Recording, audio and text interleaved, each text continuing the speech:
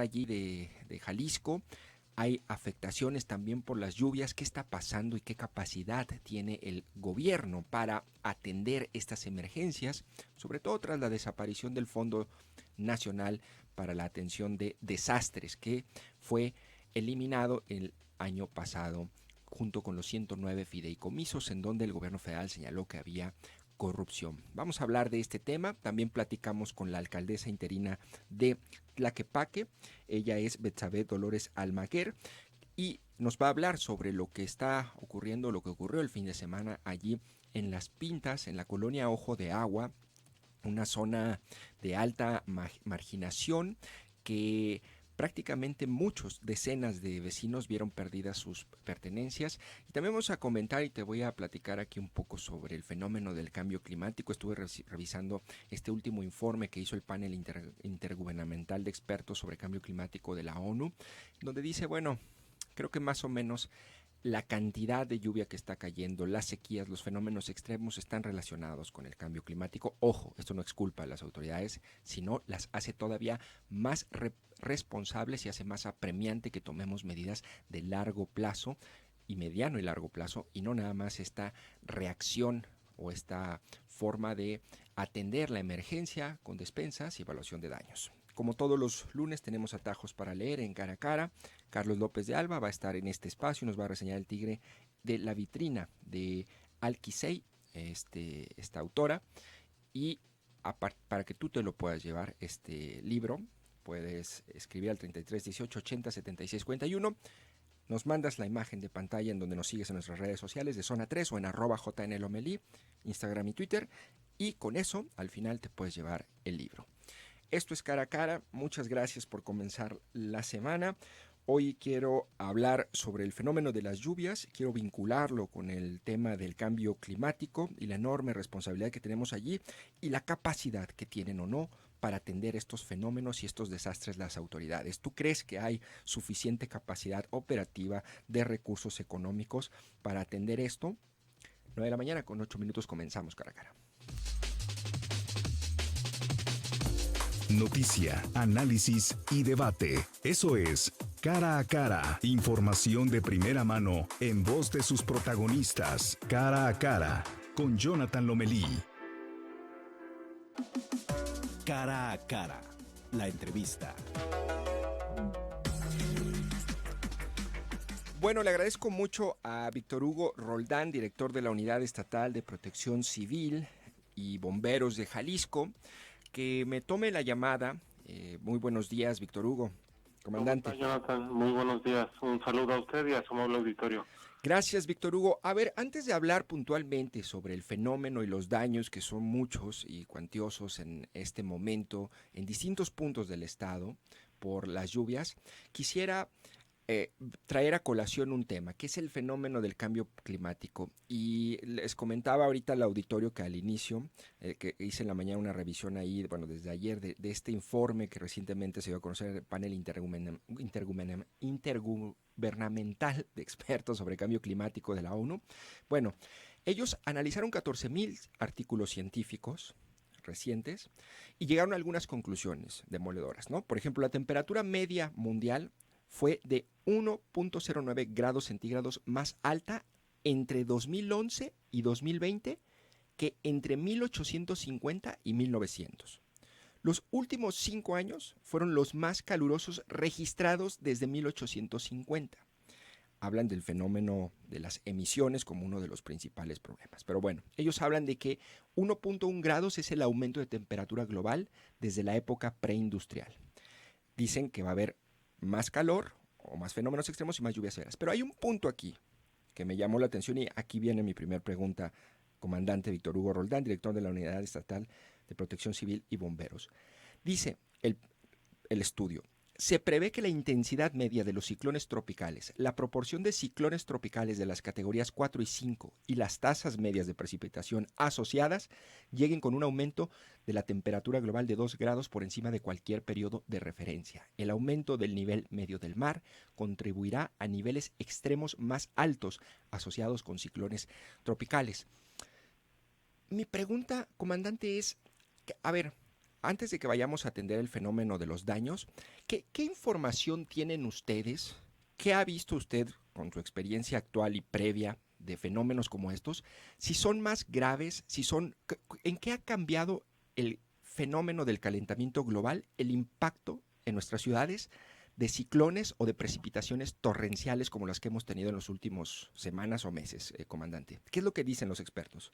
Bueno, nosotros analizando el escenario con nuestro experto meteorólogo, Sí. hemos primeramente concluido que la temperatura de los mares ha estado elevada, como ya lo comentó, 1 o 2 grados más arriba de la media histórica, Uh-huh. y esto a su vez nos genera más evaporación, nos genera más fuerza en los huracanes. Además de que los huracanes es un proceso en el cual el planeta tiende a refrigerarse, por ponerle un nombre coloquial. Sí.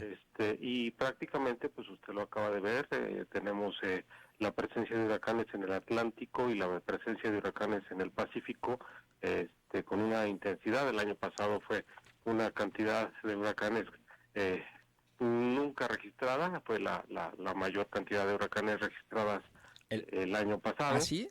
Y sí, en el Pacífico tuvimos, si mal no recuerdo, la media del siguiente alfabeto, el alfabeto griego, cuando se acaba el alfabeto inicial. Por otro lado, también lo que nos ha percatado que las lluvias, primeramente la sequía fue intensa, ahora las lluvias también están por encima de la media histórica, sobre todo lo que fue julio y agosto. Septiembre también nos marca que puede ser una cantidad de lluvia superior. Esto aunado también a los cambios climáticos que, como bien comenta, nos generan mayores evaporaciones y mayores cantidades de agua, mayores sequías, y esto lo hemos ido manejando de una forma paulatina. Aquí viene la parte en la que tenemos que, como bien comenta, buscar la forma de ser preventivos, no reactivos. Claro, ahora, este fenómeno, no tenemos capacidad, a ver, veo yo tanta tecnología, tanta capacidad de predicción, es decir, todo lo que tenemos en estos momentos no es suficiente para establecer, no sé, con 48 horas de anticipación, un fenómeno meteorológico como este y evacuar a la población, o ¿por qué no tenemos esa capacidad? Lo digo sobre todo porque estaba leyendo en la mañana, bueno, ayer, un articulista de Atlantic, una revista ahí gringa, y él se quejaba y decía, no es posible que, por ejemplo, en Nueva Jersey y en Nueva York, no sé si vimos este fenómeno de ida como literal inundó la ciudad, y decía, ¿cómo es posible que no tengamos capacidad de atender o prever este fenómeno cuando sabemos hasta con 48 horas de anticipación que va a pegar? ¿Eso es posible o no, comandante? No, por supuesto que es posible. Nosotros tenemos la referencia y hemos dado a notar que los sistemas de alerta temprana salvan vidas.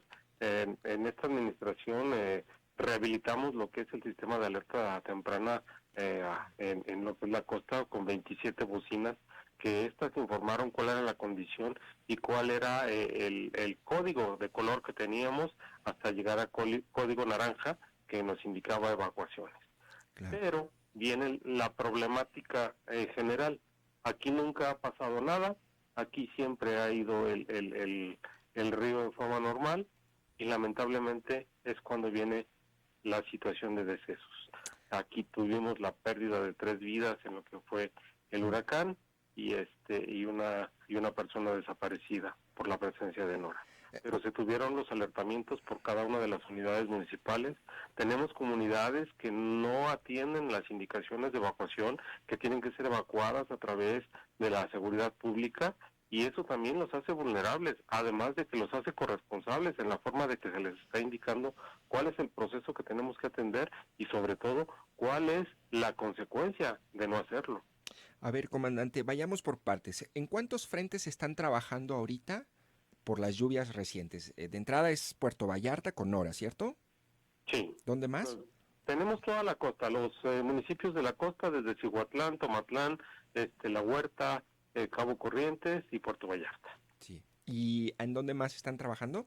Más aparte los los municipios serranos que tuvieron algunas afectaciones, como Frautlán, El Grullo, San Gabriel, Mascota, San el Grande, Mascota, Ameca. Son 18 municipios los que tenemos de un modo u otro alguna afectación, ya sea por la inclemencia del tiempo o por el desborde de los ríos. Además de lo que ocurrió hoy, en el fin de semana, bueno, desde el viernes en la presa, el desbordamiento de la presa Las Pintas y el nuevo desbordamiento del arroyo seco en Zapopan, ¿cierto? Sí, por supuesto. Y aquí también es importante, como ya habíamos comentado, la media histórica de los meses de julio y agosto Uh-huh. ha generado que los cuerpos de agua estén ya saturados, y esto a su vez pues ya no hay capacidad de absorción por parte de la tierra para que mitigue esa parte. ¿Cómo? Algunos de los Sí, de los deslaves que hemos tenido también es por la saturación de agua. sí. Y a ver, comandante, en Vallarta se hablaba de una afectación entre infraestructura y todos los daños que generó Nora. Se hablaba de un monto de alrededor de 350 millones de pesos. ¿Es ese monto y las cifras de afectación las tiene actualizadas, comandante? Bueno, estamos todavía en el recuento porque se están haciendo la revisión de toda la infraestructura que se ha visto afectada, pero en global, por lo que se solicitaba la declaratoria de emergencia, era un promedio de 350.2 millones de pesos. Sí. Y en el caso de Vallarta, ¿ya terminaron el censo o la evaluación de daños? Sí, ya se terminó el censo, fueron 110 viviendas aproximadamente Ujú. las que se vieron afectadas. 110 viviendas, pero también mucho daño en la infraestructura, ¿no? Sí, lo que más se vio afectado en infraestructura fue en la zona centro, las viviendas en los cauces del río El Pitillal principalmente. Claro. Ahora, sobre lo que ocurrió este fin de semana en la metrópoli, comandante, ¿qué pasó en Las Pintas? O sea, yo estaba viendo y en 2006, 2008 ya se hablaba de inundaciones, de la presa Las Pintas que estaba en mal estado, que estaba llena de basura, que era necesario remover a las personas que estaban allí en asentamientos irregulares. ¿Qué pasó? ¿Por qué se volvió a inundar? Y de esa manera, o sea, 1,000 casas inundadas, de las cuales 600 tuvieron afectaciones según el último corte, comandante. Es correcto, sí, lo que comentamos, la cantidad de agua que ha caído ha generado que no tengamos ninguna absorción. Por otro lado, también la presa del Ahogado, esas descargas que la gente hace sobre el mismo vaso lacustre para ganar terreno, que por cierto ha sido un problema en el cual la autoridad ha estado presente, pero aún así en deshoras y no hay un seguimiento por parte de los municipios sobre la invasión a los vasos lacustre, en este caso de la presa del Ahogado, y eso también le resta capacidad de retención. Que, a ver, entendiendo un poco, comandante, porque tampoco debe ser una excusa el fenómeno climático que entendemos existe, que está estudiado, pero a ver, ¿qué otras cosas, en el caso puntual de Las Pintas, son omisiones o de nosotros como ciudadanos o de las autoridades de cualquier nivel de gobierno? Ya decía un poco, a ver, son los asentamientos irregulares porque es una zona con alta marginación, pero ¿qué otros factores orillan o generan ese problema? Bueno, primeramente también la falta de atención hacia lo que es el control correcto de los desechos domésticos, la basura. Ujú. Usted lo ha podido observar, sobre todo en el arroyo seco. Cada vez que se inunda el arroyo seco en su cruce con Adolf Hoff, Sí. tenemos cantidades de basura exorbitantes. Por otro lado, también en el problema que tuvimos en Zapopan, también con el arroyo seco, se generaron toneladas de basura, principalmente buscando dónde desalojar los desechos en partes altas para relleno. Sí. Posteriormente esos rellenos son arrastrados y nos genera este tipo de afectaciones. Principalmente el mal manejo de la basura, el intento de invasión de los cauces, el no ser todavía enfrentar a la autoridad cuando se les indica que es una zona de riesgo y prácticamente querer apoderarse de algunos terrenos que no son ni viables para la construcción, ni por supuesto tampoco son viables para el desarrollo de comunidades. Claro, ahora en estos momentos hay algunos o algún centro de acopio en donde se pueda apoyar a la población afectada de Tlaquepaque y de Zapopan. De momento, la evaluación de daños no nos arrojó alguna necesidad de centros de acopio. Los apoyos que se han generado a través de los programas sociales han presentado buenos resultados. Y por otro lado, en cuanto tuviéramos alguna necesidad de apertura de algún centro de acopio, por supuesto que se los haremos saber. Comandante, ¿tendrá de pura casualidad más o menos el censo o la estadística de cuántas viviendas o pobladores han sido afectados en este temporal por las lluvias en distintos municipios y zonas? Un aproximado, como estadística no, pero sí tenemos ¿Un aproximado? Un promedio, incluyendo las 1,000 de Tlaquepaque, sí andará un promedio de 3,000 a 3,500 aproximadamente.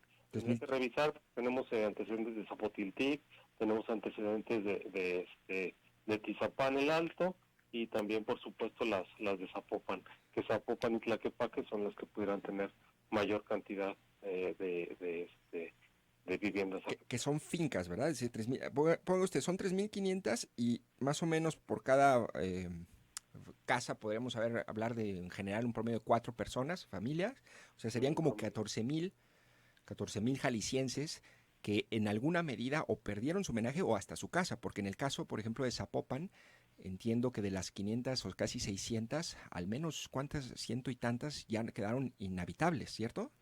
Sí, pero también comentamos esa parte de que en algunos casos, después de 5 años de estar solicitando un dictamen a través de Conagua, no nos había llegado ni al municipio ni a la unidad estatal para poder delimitar cuál es la zona de riesgo.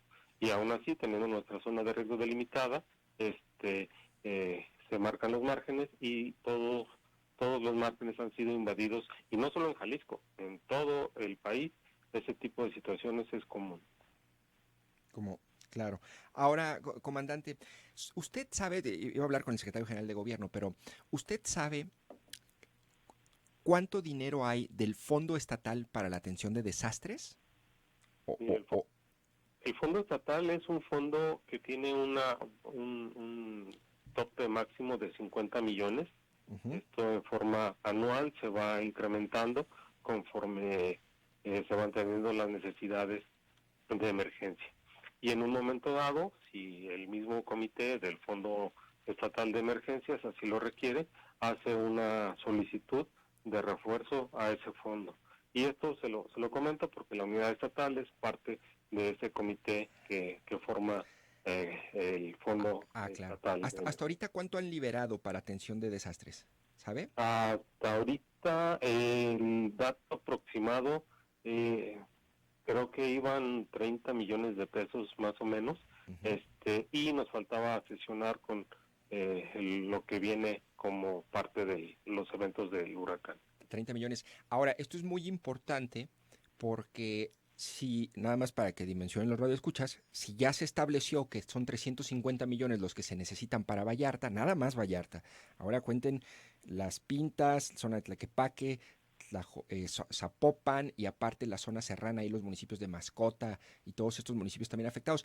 No hay dinero suficiente, entonces lo que dice el gobierno estatal es le vamos a pedir al gobierno federal que nos apoye, pero resulta que el Fondo Estatal, que el Fondo Nacional contra Desastres Naturales fue desaparecido. Vamos a escuchar, permítame un minuto, comandante, vamos a escuchar las razones por las cuales lo desaparece el presidente Andrés Manuel López Obrador y le voy a hacer una pregunta al respecto sobre cómo vamos a acceder a esos fondos si ese fideicomiso, ese instrumento financiero creado en 1999 ya no existe. Esto es lo que dijo en su momento Andrés Manuel López Obrador sobre este fondo federal que le daba dinero a los estados. Los estados lo que decían es necesito dinero porque hay una emergencia, un desastre natural y mi capacidad de respuesta ya fue rebasada, que es lo que está ocurriendo ahorita en Vallarta y en la metrópoli, y el gobierno estatal dijo, le voy a pedir dinero al gobierno federal, pero ya no existe este fondo.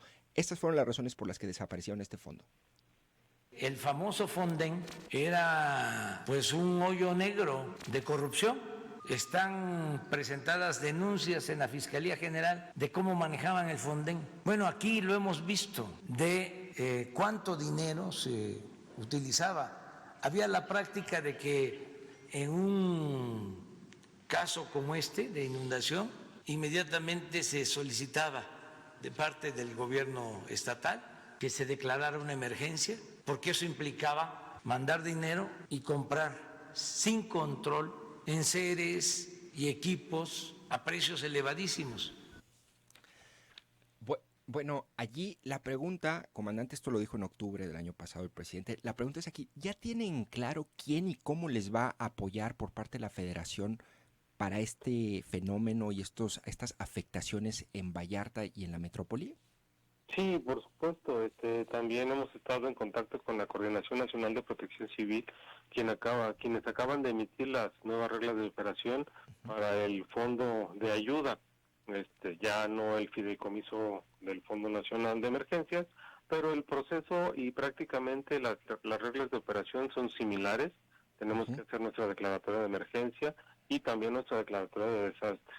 Aquí es una coparticipación por parte del gobierno del estado y el gobierno federal, 50% cuando son instalaciones o infraestructura propia del gobierno del estado, cuando es infraestructura del gobierno federal, se hace cargo 100% de la federación.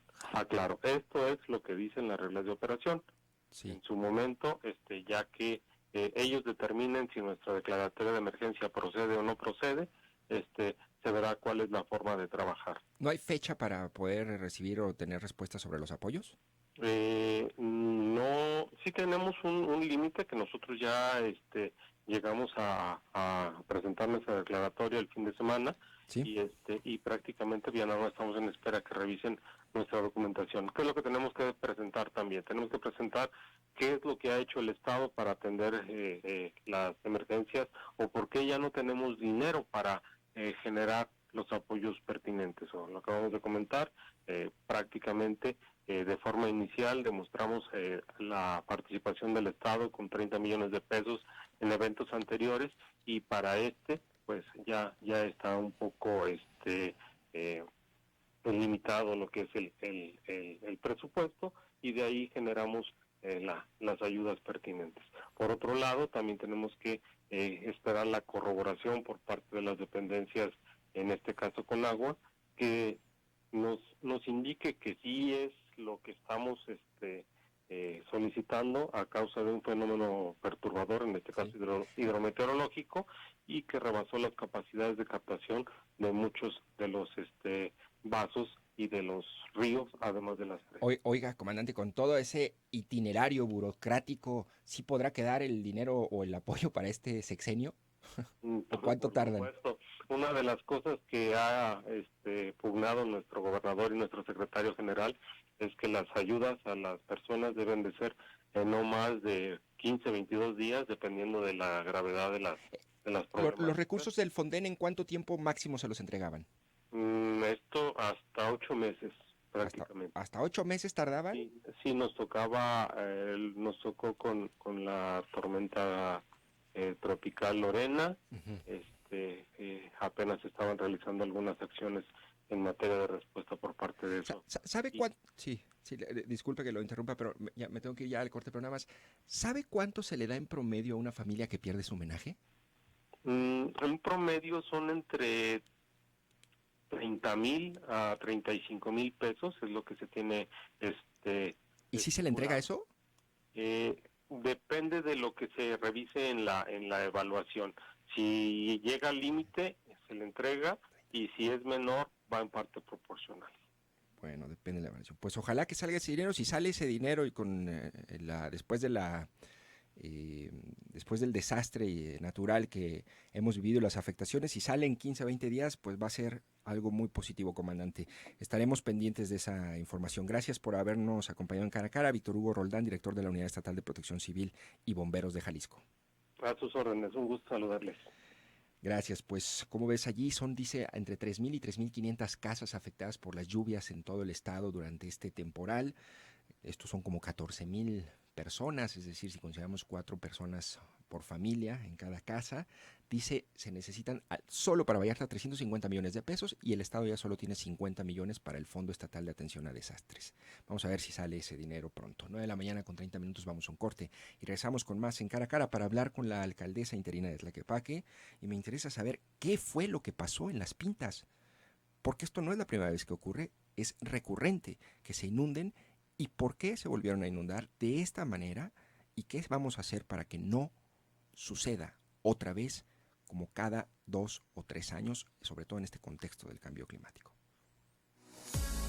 Mantengámonos cerca. Línea WhatsApp 33 18 80 76 41. 91.5 de FM, Zona 3. Pronto, Zapopan tendrá un nuevo pulmón, el espacio público más grande de los últimos 25.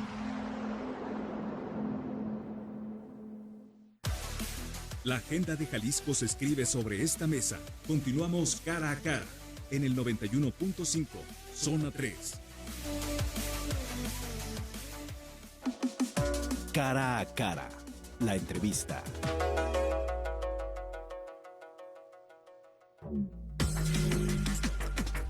9 de la mañana con 33 minutos y está con nosotros ya en la línea Betsabe Dolores Almaguer Esparza. Ella es presidenta interina de Tlaquepaque y le agradezco mucho que nos acompañe en este espacio. Buenos días, alcaldesa. Jonathan, muy buenos días, muchas gracias por la invitación. Un saludo a todo tu auditorio. Buenos días, parece que ahí hay un problema con el audio. Alcaldesa, ¿me escucha? Sí, te escucho, ¿no me escuchas? Ya, muchas gracias, alcaldesa.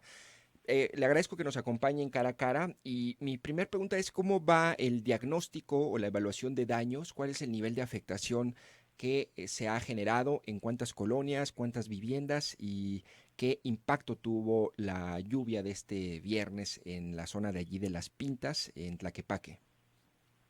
Sí, mira, la afectación la tenemos en 12 colonias. Uh-huh. De esas 12 colonias, las más afectadas son 2. Es Ojo de Agua y Juan de la Barrera. Ya llevamos hasta el momento en la cuantificación el 100%. Tenemos 1,053 viviendas afectadas, de las cuales 700 de esas 10 viviendas tienen daño amenaje. También encontramos, según los reportes de Protección Civil, 128 casas cerradas, que no hay personas ahí o están abandonadas o no encontramos a las personas, pero ya en el 100% de la cuantificación tenemos 1,053 casas afectadas, 110 de ellas con daño amenaje. Qué caray. Y disculpe, alcaldesa, dígame un poco de esas colonias, bueno, sobre todo está Ojo de Agua y Juan de la Barrera. A ver, Ojo de Agua, ¿tiene servicios básicos? ¿Tiene calles pavimentadas, luz y agua potable? Sí, claro, todos los servicios públicos. ¿Todas sí. las colonias tienen los servicios públicos? Sí, así es. Sí, todas.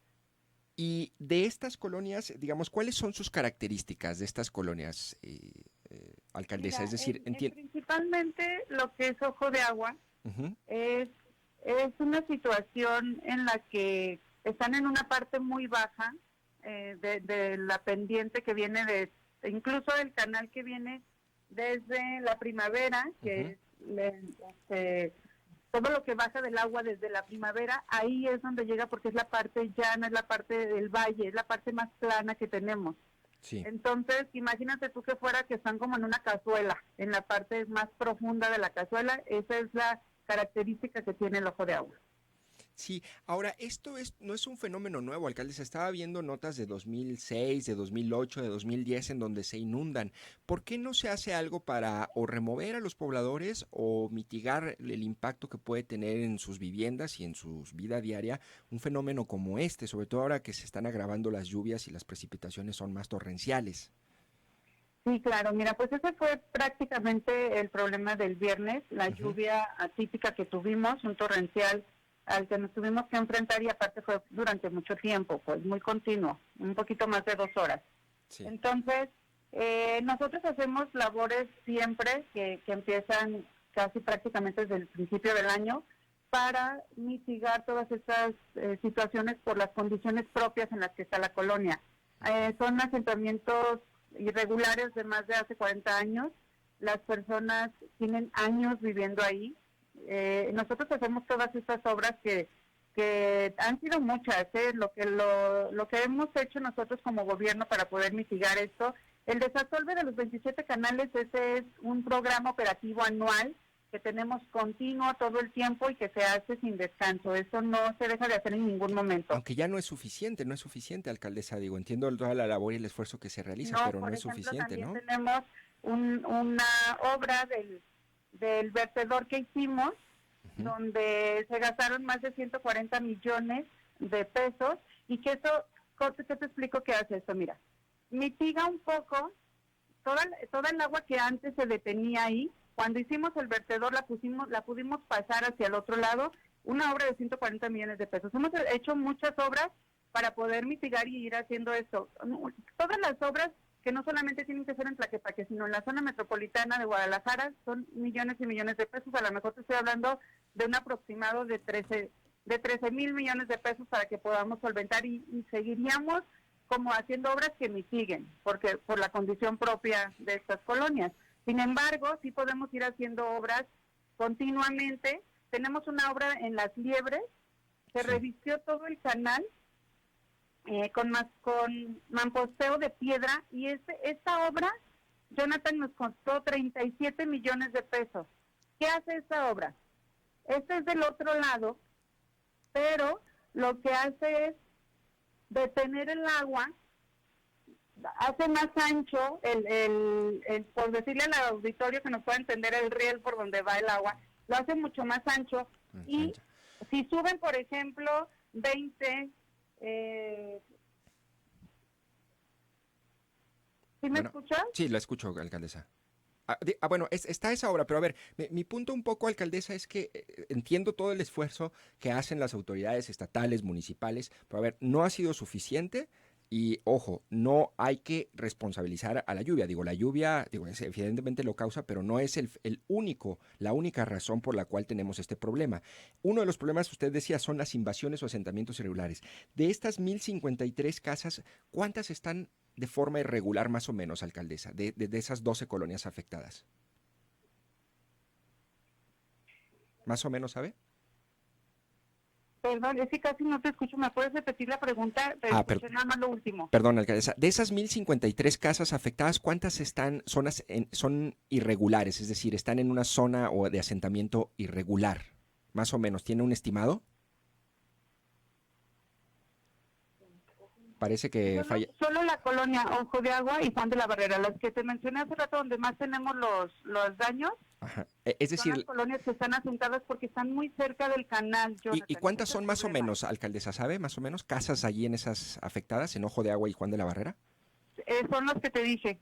La mayoría es que en las demás colonias no tenemos prácticamente afectación. Bien. Las 1,053 son en Ojo de Agua y en Juan de la Barrera. O sea, prácticamente todas son asentamientos irregulares.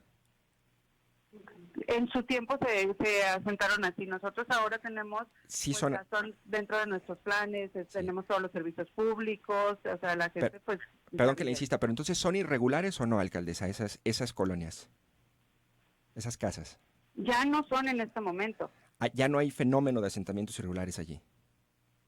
Hay unos lados en los que siguen creciendo y pues obviamente es el riesgo. O sea, la gente sabe que al vivir ahí están prácticamente pegados al canal. Pero si ya la regularizaron, alcaldesa.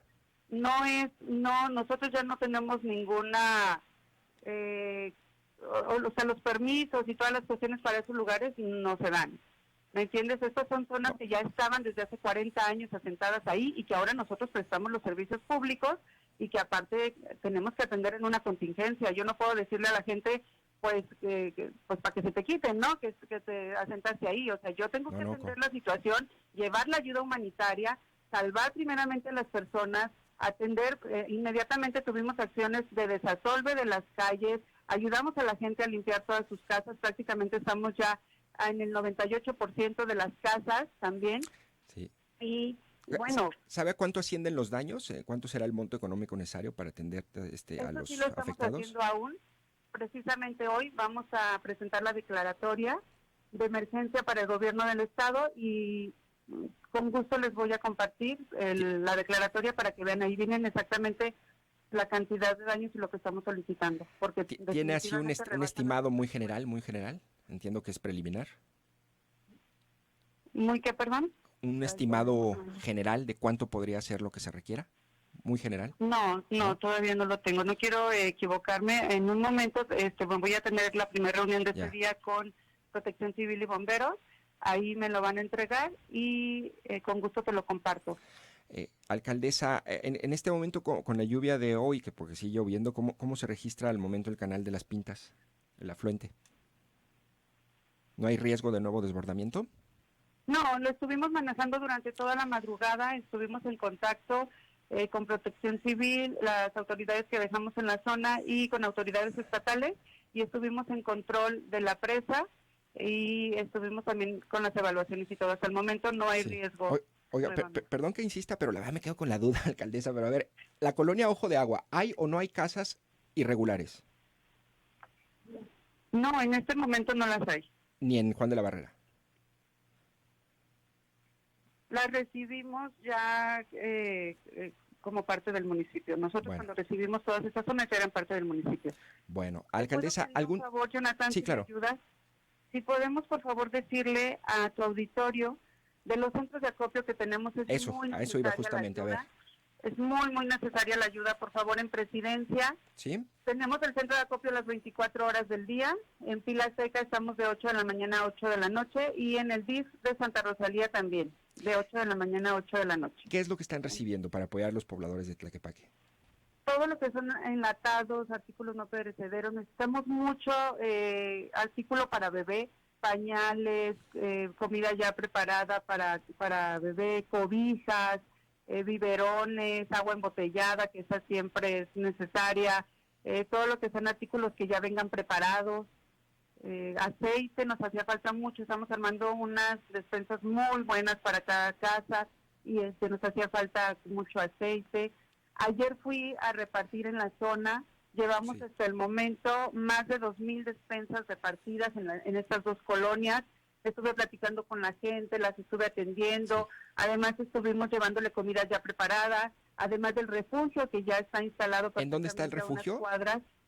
¿Perdón? ¿En dónde está el refugio, perdón? En el DIF, en el CDC, en el DIF, a 2 cuadras de donde está todo la zona afectada, pues Villahermosa se llama. Bueno, alcaldesa. Vistahermosa. El DIF de Vistahermosa, ahí tenemos el refugio. Hasta el momento hay 60 personas ahí, aunque son las que duermen o van y toman sus alimentos, desayuno, comida y cena, y regresan a casa o se turnan en las familias para ir y comer ahí y regresar. Ayer también los visité, desde el primer día estuve con ellos y ayer los acompañé otra vez. Bueno. Estamos llevando también que toda la atención esté ahí. Bueno, de esas 1,053 casas, ¿cuántas no están ahorita, no están durmiendo allí los moradores? ¿Ya todos regresaron?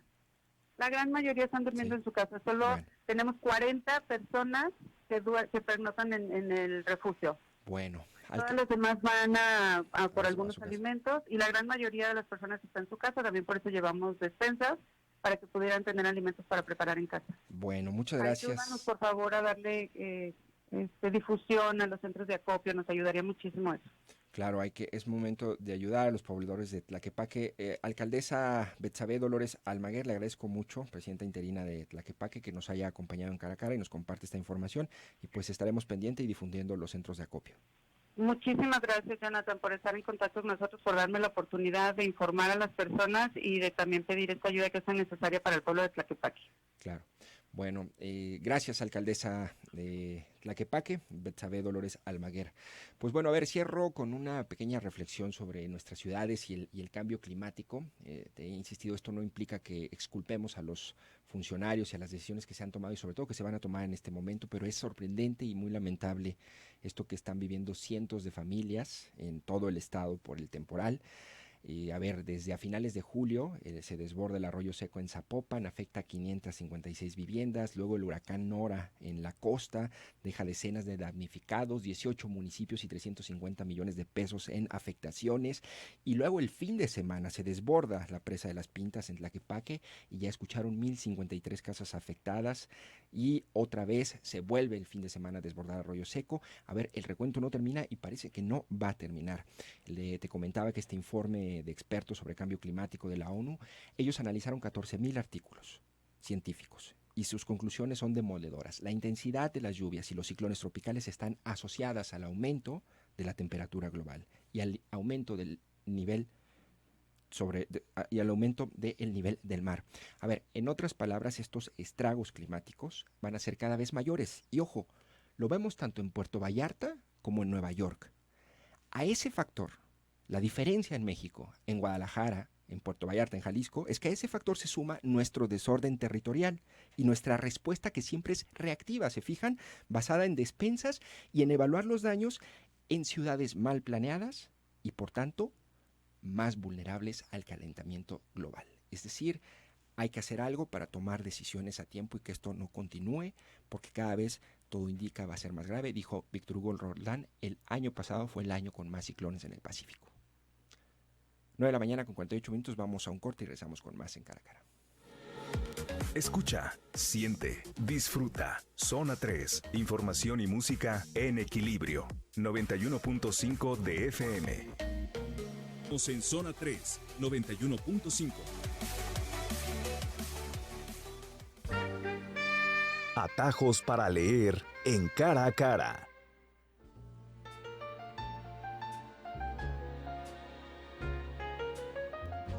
9 de la mañana con 50 minutos y pues ya estamos en los atajos para leer con Carlos López de Alba, que nos acompaña en este espacio y nos va a reseñar este bonito libro que se titula El tigre de la vitrina, de Alki Sei, una autora que nació en Atenas en 1925, de una edición muy bonita que aquí tengo en mis manos. ¿Cómo se llama la editora? Babel. Babel. La editorial Babel. Es bogotana, es de Colombia. De Bogotá. Pues a ver, cuéntanos sobre este ejemplar, Carlos. Bienvenido a Cara a Cara.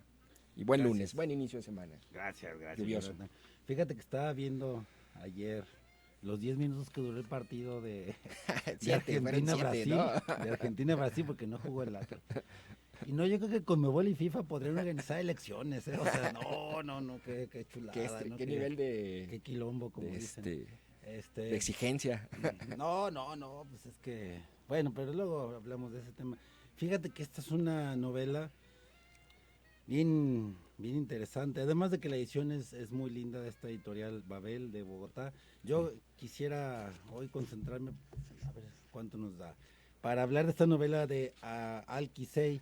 Alki Sei, como es una autora ateniense, que pasó su niñez en la isla de Samos, y bueno, ahí es donde concentra parte de la historia de esta novela que se trata.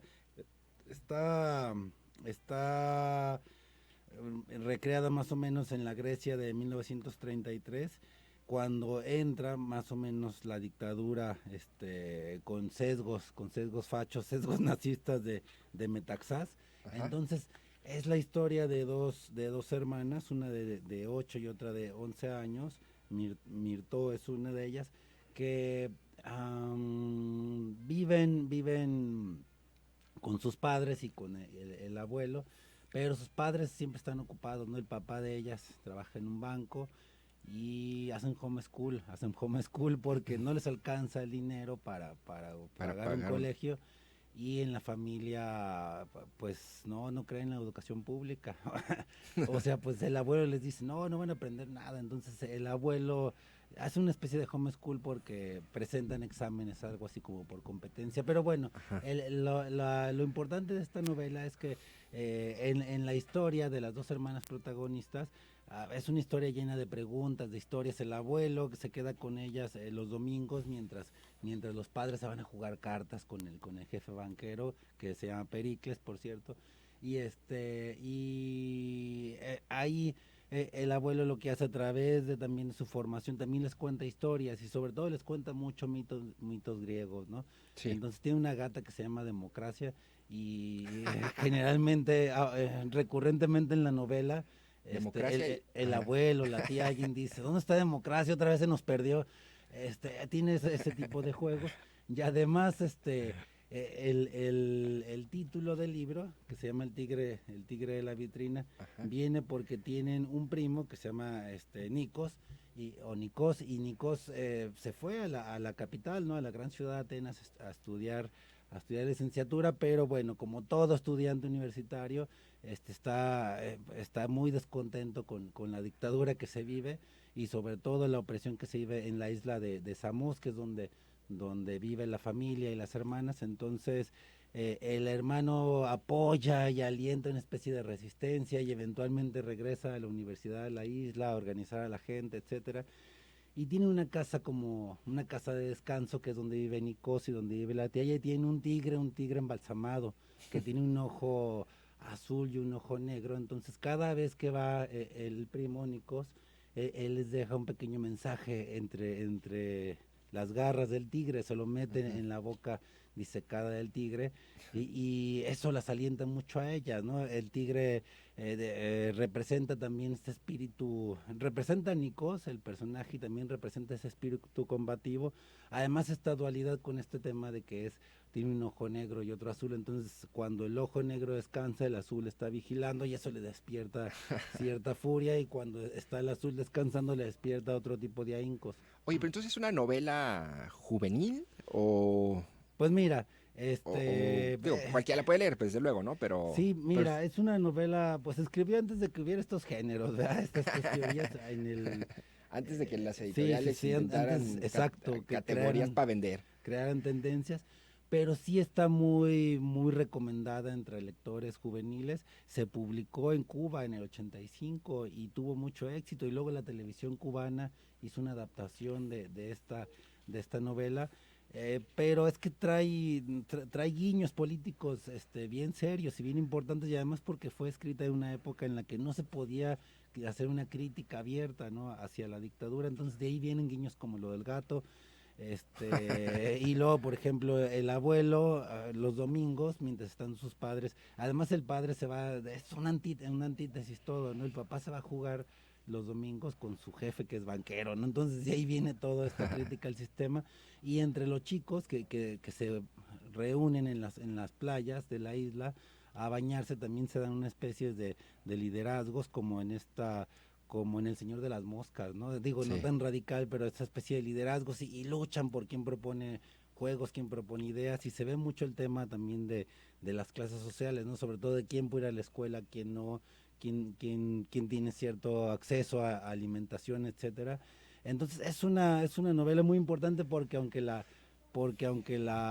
el hilo conductor es aparentemente simple, trae muchos juegos